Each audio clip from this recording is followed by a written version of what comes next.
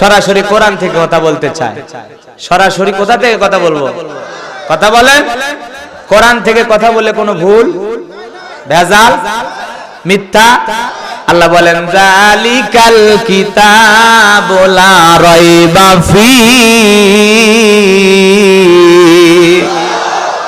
আল্লাহ রাব্বুল আলামিন ডেকে বলেন এই কিতাবের মধ্যে কোন রকমের সংশয় নাই, কোন ধরনের সন্দেহ নাই, এই কিতাবের মধ্যে কোনো ভুল নাই, নির্ভুল একটি কিতাব দান করেছেন কে?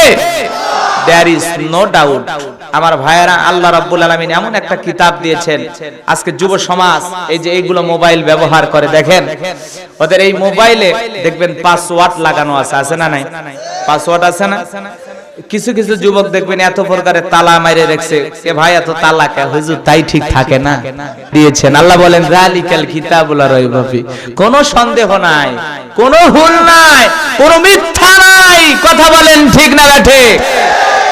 এখন খোঁজো, যারা মিথ্যা তালাশ করতে চাও খোঁজো কিতাব।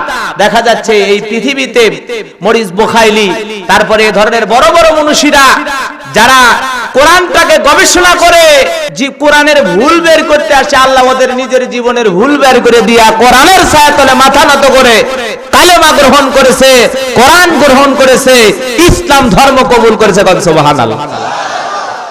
যারাই কোরআনের ভুল বের করতে আসে ওরাই ভালো মানুষ হয়ে যায়। ভালো মানুষ বানায় কি? জোরে বলেন। সম্মানিত ভাইরা আমার, এজন্য ধৈর্য সহকারে কোরআনের কথাগুলো শুনবেন। আমি আপনাদের সামনে পবিত্র কোরআন থেকে আলোচনা করার নিয়তে একটি আয়াতে কারিমা তিলাওয়াত করেছি। বাজানো গো আমার, আমাকে কেউ আজে বাজে দৃষ্টিকোণ থেকে ভাববেন না। আমি আপনাদেরকে সরাসরি পবিত্র কোরআন এবং হাদিসের প্রেক্ষাপটে কিছু আলোচনা শোনায় দেব। এই পৃথিবীর শ্রেষ্ঠ মহামানব, রহমতের নবী, মায়ার নবী, দয়ার নবীর আখেরি জামানার আখেরি উম্মত আপনি আমি। বর্তমান সমাজে ফেসনা ফাসাদ কম না বেশি? আজকে মানুষ ভালো কাজ করা বাদ দিয়া দেখবেন সমাজের মধ্যে অন্যায় অপকর্ম কাজগুলোই বেশি হচ্ছে। কথা বলেন ঠিক না ঠিক? এই যে আমার যুবক ভাইয়েরা, কৈপালের ব্লু স্টার ক্লাবের যুবক ভাইয়েরা অনেক কষ্ট করে তৃতীয় বার্ষিকী 2 দিন ব্যাপী ওয়াজ মাহফিলের আয়োজন করেছে। এটা না করে ইচ্ছা করলে ওরা গান বাজনার আয়োজন করতে পারতো কিনা? এই গ্রামের মধ্যে অনেক যুবক আছে, অনেক যুবক আছে, এদের পাশে তাদেরকে পাওয়া যায়নি। ওই যুবকগুলো দেখবেন মেমোরির ভিতরে প্রতি সপ্তাহে সপ্তাহে গান লোড দেয়, 200-500 টাকার আছে না নাই? ও 500 টাকা 200 টাকার এমবি তোলে আর গান দেখে রূপ বাড়ে না আছে কোমর দোলায়া, আছে না নাই? যারা শুনে রূপ বাড়ে না আছে কোমর দোলায়া, আল্লাহ তোরে মারবে কবরে মরার পর ঝোলায়া ঝোলায়া। কথা বলেন। এই যুবকগুলো অনেক ভালো, ইচ্ছা করলে গান বাজনার আয়োজন করতে পারতো। আর গানের আয়োজন করলে লোকজন টাকা লাগতো না, টিকিট কেটে হলেও ওরা গান শুনতো। বুঝেননি কথা? টিকিট কেটে হলেও গান শুনতো। মন খারাপ করেন? কিছু ডিজিটাল ওয়াজ হবে। আপনারা যারা আমার ওয়াজ শুনেছেন তারা বুঝতে পারছেন কিছু ডিজিটাল ওয়াজ হবে। কথা বলছেন, শুরুতে বলে মন মানসিকতা নষ্ট হয়ে যাবে। যদি কিছু কই শেষের দিকে একটা ডিজিটাল কায়দায় যুবকদের কিছু ডিজিটাল ওয়াজ, পাশে মা বোন আছে না নাই? তাদের জন্য ওয়াজ করা দরকার। ওরা বারবার আমাদের দেশের সরকার সংসার জ্বালায় পোড়ায় করে দিল সরকার।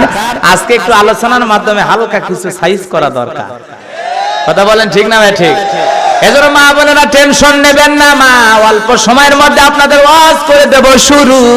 কারণ আপনারাই হলেন ঘরে বাহিরে আমাদের নাটের গুরু। এজন্য মহিলা মা বোনেরা অনেক হয়েছে, পুরুষের তুলনায় অনেক বেশি। আসলে মহিলা মা বোনদের দিল নরম হয়ে যাচ্ছে, দিন দিন ভালো হয়ে যাচ্ছে অনেক মা বোন। আবার কিছু কিছু আছে বেকায়দা, সেগুলো পরে বলবো, একটু অপেক্ষা করেন।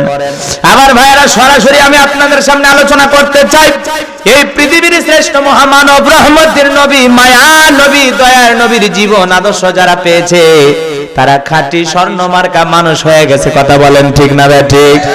আমার ভাইয়েরা, বিশ্ব নবী, রহমতের নবী, দয়ার নবী, মায়ার নবীর প্রিয় সাহাবী যতগুলো ছিল সমস্ত সাহাবীগুলো কতই না ভালো ছিলেন। কথা বলেন ঠিক না ঠিক? ইসলামের 1 নাম্বার খলিফা আবু বকর সিদ্দিক রাদিয়াল্লাহু তাআলা আনহু কেমন আদর্শ নেতা ছিলেন গো আমার ভাইয়েরা। ইসলামের 2 নাম্বার খলিফা নাম তার উমর ফারুক, কেমন আদর্শ নেতা ছিলেন। রাতের বেলায় তাহাজ্জুদের নামাজ আদায় করলেন, স্ত্রীকে ডেকে বলে আব্দুল্লাহর মা রাঙা তরবারি দাও। আব্দুল্লাহর মা ডেকে বলে স্বামী আমার রাঙা তরবারি নেওয়ার পর যাইবেন কোথায়? ডেকে বলে শোনো, আল্লাহ রাব্বুল আলামিন আমাকে খেলাফতের দায়িত্ব দিয়েছে, ঘরে বসে থাকলে চলবে না, রাজ্যের ভিতরে ঘোরাফেরা করে আমাকে দেখতে হবে কোন জনগণ সুখে আছে আর কে দুঃখে আছে। আমার ভাইয়েরা তরবারি নিয়ে গলিতে গলিতে ঘুরতে ঘুরতে একজন যুবকের সাথে দেখা হয়ে গেল। যুবক সালাম দিলেন, আসসালামু আলাইকুম আমিরুল মুমিনিন। হযরত ওমর সালামের জবাব দিয়ে বলে, যুবক এত রাত্রিতে তুমি কেন দাঁড়িয়ে আছো?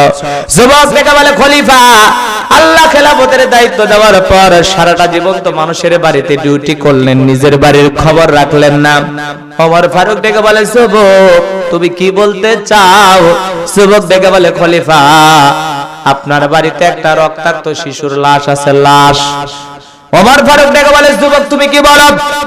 যেই উমরের নাম শুনলে বাঘে ছাগল এক ঘাটে পানি খায়, উমর যেই পথ দিয়া যায় 40 দিন শয়তান ওই পথ দিয়া যায় না, সেই উমর রানিং খলিফা থাকাকালে তার বাড়িতে একটা লাশ আছে, তুমি কি বানোয়াট গল্প শোনাও আমারে? যুবক ডেকে বলে, খলিফা মিথ্যা কোনো কথা বলি নাই, বিশ্বাস না হলে আপনার বাড়িতে গিয়ে তল্লাশি চালায়া দেখেন। আমার ভাইয়েরা এই কথা শোনার পর ওমর ফারুক বাড়ি থেকে রওনা করল।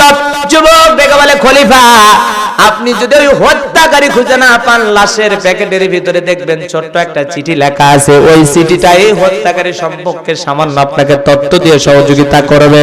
আমার ভাইয়েরা এইবার খলিফাতুল মুসলিমিন আমিরুল মুমিনিন হযরত ওমর বাড়ির ভিতরে এসে লোকজনগুলোকে ডেকে বলল, পুরো বাড়ি তল্লাশি চালাও, চালায় দেখো তো কোথাও কোনো প্যাকেট পাওয়া যায় কিনা। খুঁজতে খুঁজতে সবাই মিলে একটা রক্তাক্ত প্যাকেট নিয়ে খলিফার সামনে হাজির হয়ে গেল। ওমর ফারুক রক্তাক্ত প্যাকেট দেখার পর ডেকে বলল, প্যাকেটটা খোলো তো দেখি ভিতরে কি আছে। প্যাকেটটা খোলার পর সবাই তাকায় দেখি এক নয় দুই নয়, একটা শিশুকে 12টা টুকরো করে হত্যা করা হয়েছে। কন্না ওযুবিল্লাহ। এই দৃশ্য দেখার পর ওমর ফারুকের চোখ দিয়া বৃষ্টির পানির মতো চোখ দিয়া পানি ঝরতেছে। ওমর ফারুককে দেখে বলতেছে, মাওলা আমার রাজ্যের ভিতরে কার হৃদয় এত বড় পাষাণ, কে এত বড় নির্দয় নিঠুর, কার অন্তরের মধ্যে মায়া দয়া নাই, কেন এত বড় একটা অন্যায় কাজ করলো? আমি উমর রানিং খলিফা থাকাকালে আমার রাজ্যের ভিতরে এই শিশুটাকে কেন হত্যা করলো? কার হৃদয় এত বড় পাষাণ? নেতা যদি ভালো হয়, জনগণের দুঃখ দেখার পর চোখে পানি আসে কিনা? আর নেতা যদি জালেম হয়, হাজার হাজার মুসলমান মানার পরেও মিডিয়ার সামনে ভেলকি মাইরা হাসে, এরকম ডাইনি মহিলা বর্তমানে আছে না নাই? নাম তার অংশসূচি, কথা বলেন ঠিক না ঠিক? হাজার হাজার মুসলমান গুলোকে হত্যা করেছে, হাজার হাজার নারীদের ইজ্জত দর্শন করেছে, মুসলমান গুলোকে একত্রিত করে জ্বালিয়ে পুড়িয়ে দেহ আঙ্গার করেছে, কালা করে দিয়েছে।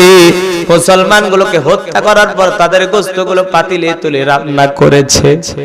এরকম জালেম, এরকম বেঈমান নাফরমান বর্তমান সমাজে আছে না নাই? জনগণকে মাইরাও খুশি থাকে।